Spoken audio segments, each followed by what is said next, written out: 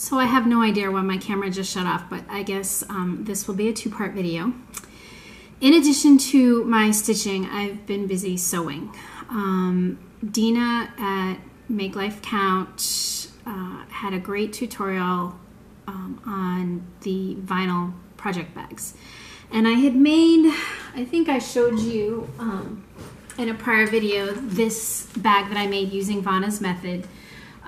I love this bag because it perfectly fits the larger hoop that I'm using for my Nantucket Girl sampler.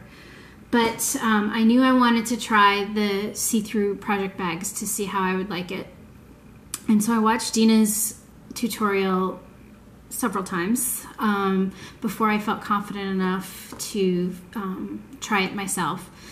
Also, I placed an order at Joann for the vinyl and the Wonder Tape and other things that I needed, and it took forever for them to get here. So finally, within the past week, I was able to attempt to make my own project bags. And the first one was a learning experience. I made lots of mistakes and learned what not to do, and learned that I am no good at mitering corners. But it's together and it's just for my use, so it's gonna work out just fine. I love the colors in these fabrics. I think they're from the same line. I didn't know it when I ordered them, but they came, they might have even come in separate orders, but I realized that they had the same colors, and so that was my first one. The second one went together so easily. I was like in heaven because it was perfect. And this is the bag that I'm using for my my Mill Hill. So birds on the back, and then the inside is just like a mottled pink to match. Loved it. Was thrilled at how easy it was after I learned my lessons. And so I cut out a ton of material to make more bags.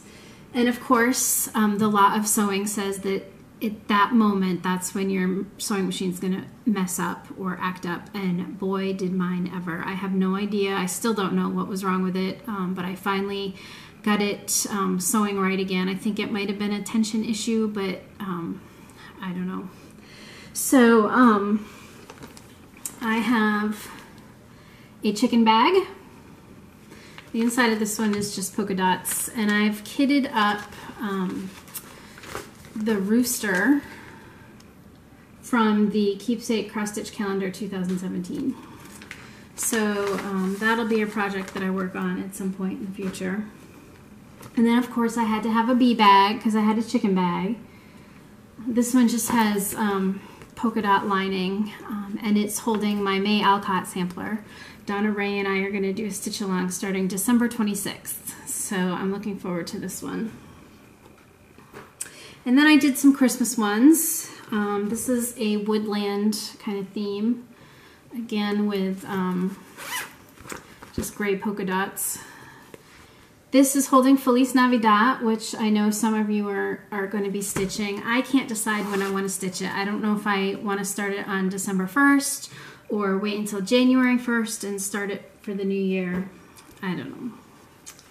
And then some real Christmassy bags. I loved this pattern, and so the lining is just red snowflakes, and then I used the pattern again as a lining on this one with the stripes. So I think that's enough project bags to last me for a while. I am out of vinyl. I ordered a yard of it, and I'm out of it, and I'm also out of Wonder Tape. So between the time it's going to take for me to reorder and get those supplies, and Thanksgiving and Christmas and all the craziness, I think I'm done making project bags for a while, but not forever, because they were fun and I really enjoyed making them.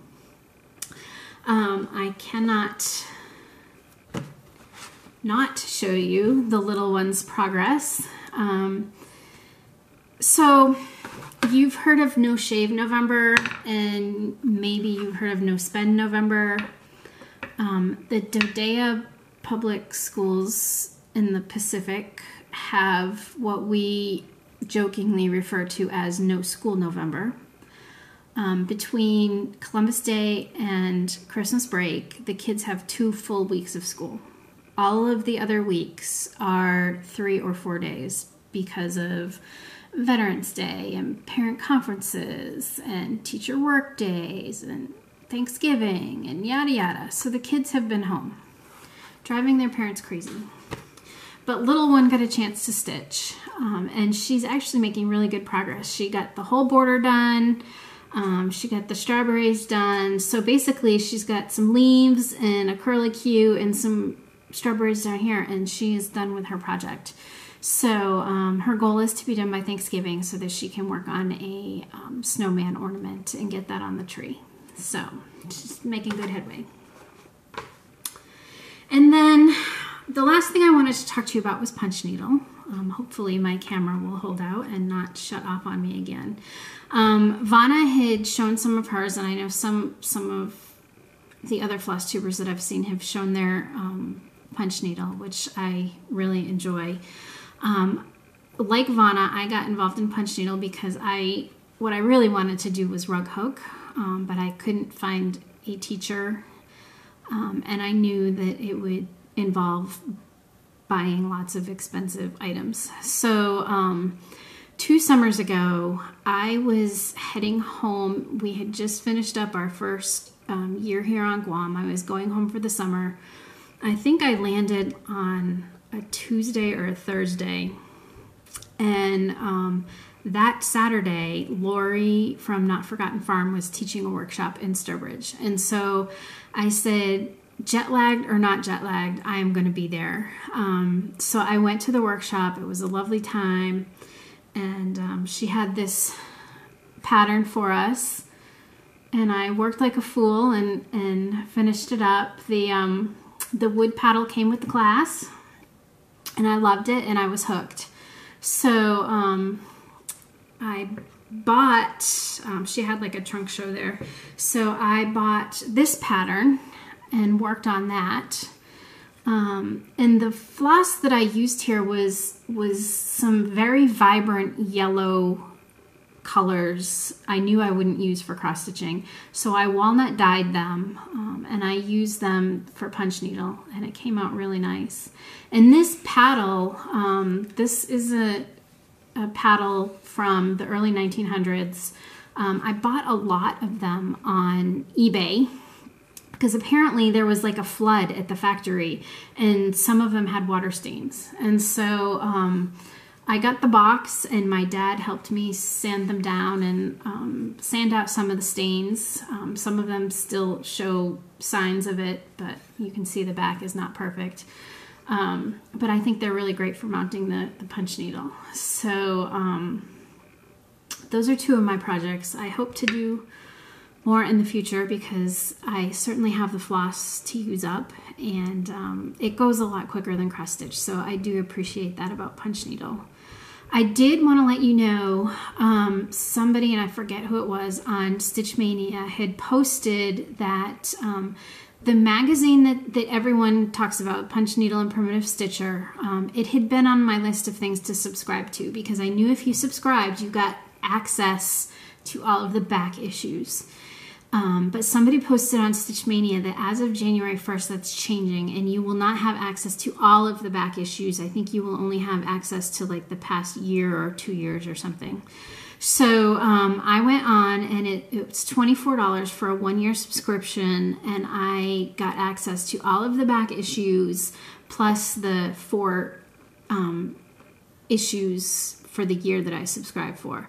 So if you are at all interested in that magazine and punch needle and cross stitch, and you want access to the back issues, then I would suggest subscribing before the end of December.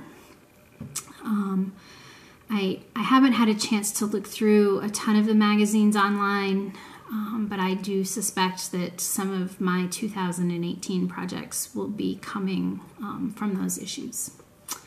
So I think that's it. Like I said in my first video, I don't think I'll have a chance to make another video before Thanksgiving. So look for me that first week of December. Hopefully I will have been able to stitch amongst the craziness. The interesting thing about Thanksgiving here on Guam is that, like I said, we're 15 hours ahead. And so there is no parade to watch on Thanksgiving. There's no football to watch on Thanksgiving. There's no, is it the animal show, the dog show that usually comes on? Like, there's all of the traditional things to watch on TV after you're done eating Thanksgiving dinner happen for us on Friday. So maybe I'll get a chance to stitch while watching some football. Who knows? But hopefully I'll have a finished Mill Hill ornament to show you and have made some good progress on my Nantucket girl. But until then, I wish you all a very happy Thanksgiving, and I wish you fair winds and following seas.